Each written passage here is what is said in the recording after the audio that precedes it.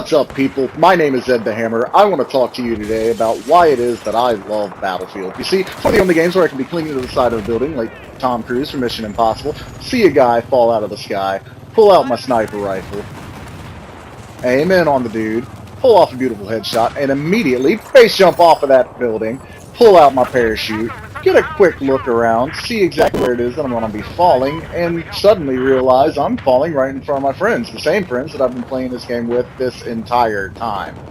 Only in Battlefield moments, when you see a guy drop from the sky and you shoot him in the balls, and then you spin around and you see his teammates trying to get the drop on you. Get out of here, guy. That bullshit is not going to work on Ed the Hammer. But seriously, there are way too many good things about Battlefield for me to pick only one. But if I had to, I would say probably the sheer insanity of the game is why I adore it. When a guy pulls up on a vehicle, he's got his teammate manning the machine gun in the back, you pull off a sick headshot on him, and the wall explodes. Dude, get out of here. I'm trying to bask in my own glory. Well, if we're talking about glory, there are some moments that words just will not do justice like this one. Being able to headshot a guy who's driving a vehicle from 159 meters away. That's what it's all about. You gotta man up when you're playing this game. You see an opportunity for a kill, you gotta take the kill. But there's some people, like these guys I just shot, that snipers particularly want to hang out in the back and they want to let the rest of their team rush the objective. I'm telling you, that's not the way you want to do it. If you're looking for that big, badass YouTube moment that's going to be just so glorious, a big, badass headshot or something, it's going to come. You know, don't stress yourself running out about it, but do as I say and not as I do, because here in this video you can see that's exactly what I'm doing. I'm hanging out in the back, I'm not doing anything. I'm, yeah, kicking off a guy that was invisible, but if you're doing that all day, this is going to happen a lot. And when that happens, this happens. And trust me when I tell you, nobody wants to see that. There's going to be enemies that are in tanks, enemies that are in helicopters. You're not going to be able to do a whole lot about that. I mean, if you can get up close with some C4 or something, yeah, that's great. But if you're further back like this with a sniper rifle, don't aim at the tank, please. Don't hit the tank. Hit the guy that's repairing the tank. But then get out of there. That tank, it's going to fuck you up. And then there's going to be guys like this, but we'll deal with him some other time. If you want to shoot the guy in the helicopter, do yourself a favor and don't. Because somebody's going to take the easy shot against the sniper. But snipers were the easiest targets in the game. That's just how it is. This is the guy who shot me. I respawned, remembered where he was, and shot him from like 200 meters further from where he shot me. It's an easy kill, and it's a lot of points. Really looks good on the scoreboard. The customization options in Battlefield are so tremendous that you have a wealth of options available to you. You can use almost any loadout you want. However, saying that, a lot of us, myself included, we stick with what we know works. I have an SRR-61, and I'm almost always zoomed into 200 meters. The reason why I stick to 200 meters is stuff like what you just saw, and this guy here. I get to shoot people that's fairly close, and it's an easy headshot. 200 meter headshot at a guy that's fairly close to you. You can aim at his chest and you'll almost always hit his head instead. It's an easy way to score points. And it works, as you see in this clip, at a further engagement. If you're what I would call medium range, you can take people out like I do on these guys. 200 meters is a good default if you're going to be trying to snipe. And a lot of you out there who may be watching this video that are snipers and don't do this, I recommend you at least give it a shot. It works really well for me. It's a lot of easy points. I'm doing the same thing here. I'm zooming in at 200. I already got one guy. Aimed at that guy's shoulder and hit him.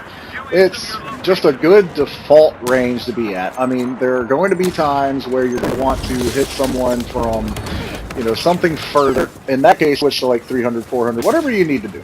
But having said that, even though I like to do those close-range sniper kills, I know it's not always going to be a viable option. And in that case, I switched to my sidearm, the Shorty 12-gauge shotgun. I think it's just the perfect complement to a sniper when you get caught in a close range like that. As a matter of fact, I could have easily used it here to take out this guy, but he was such an easy target I had to go for that sniper headshot. I had to. My pride would not allow me to not do it. Now here's another good example of aiming at a guy's chest to be able to hit him in the head. I'm zoomed in at 200 meters. Text device is not strictly for Battlefield, but if you have friends playing the game, play with your friends. If it weren't for Mike just now, that guy would have killed me. I missed the shot. The guy would have turned around and retaliated to the sniper trying to get the close range headshot. Thank you, Mike, for saving my life. And afterwards, thank you, Eric, because this guy who just killed me gets killed, and Eric, who's playing a medic, is able to revive me. So if I weren't playing with my friends, neither of those things would have happened just now. And also, I would have died, and I wouldn't have been able to pull off that badass running headshot that I just got on the moving target. That's not a very, very easy shot to make.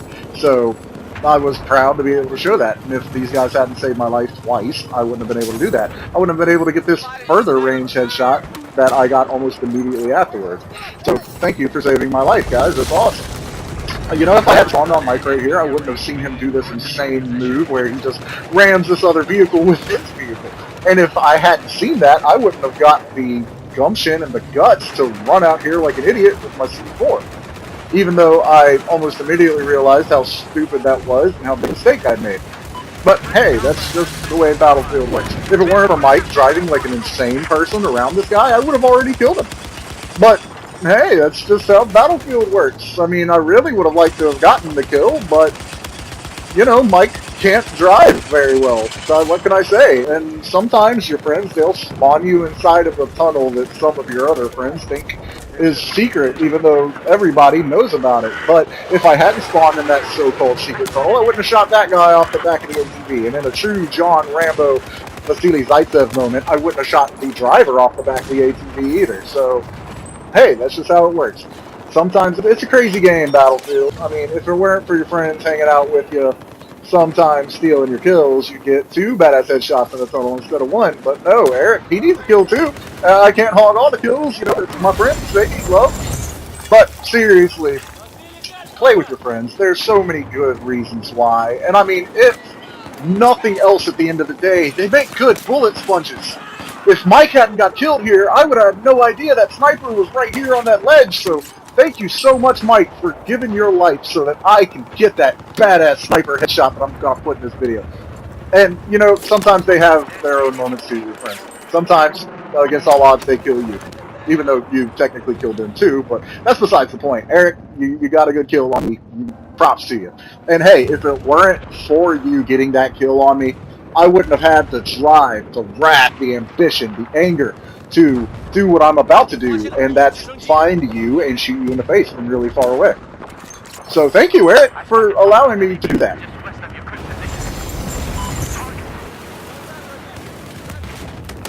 Battlefield, it has so many incredible moments that sometimes you feel like you're John Rambo or Arnold Schwarzenegger from Predator. Sometimes you're Jean-Claude Van Damme even, or Jason Statham from the Expendables running around with your knife stabbing people in the neck when they have no idea that you're even there. It's just one of the most fun moments, most fun experiences you can have on video game consoles today. If you're a first-person shooter fan and you don't play Battlefield, why? I play Call of Duty. I'm not a huge Call of Duty guy, but I play Call of Duty. It's a fun game with my friends. I enjoy it. I prefer Battlefield, but that doesn't mean that I don't enjoy other games. I mean, that's just silly. I mean, Battlefield makes me feel like few other games do. Because sometimes I play Battlefield and my sniper work is so excellent that it's just the most fulfilling thing, and sometimes I like to jump in a jet. I consider myself pretty good in a jet. As a matter of fact, sometimes I feel like, you know, Maverick from Top Gun. And then there are other times I feel like Goose from Top Gun. That's really kind of beside the point, though. Look, I hope that if you've watched this video, now you understand why it is that I love this game so much, and why it is that maybe you should consider playing it too. A 583-meter headshot. It just doesn't get much better than that for me. So, I hope you've enjoyed this video, and I hope that maybe one day I'll see you on the battlefield, and together we can see this screen. But until that day comes, you know where to find me.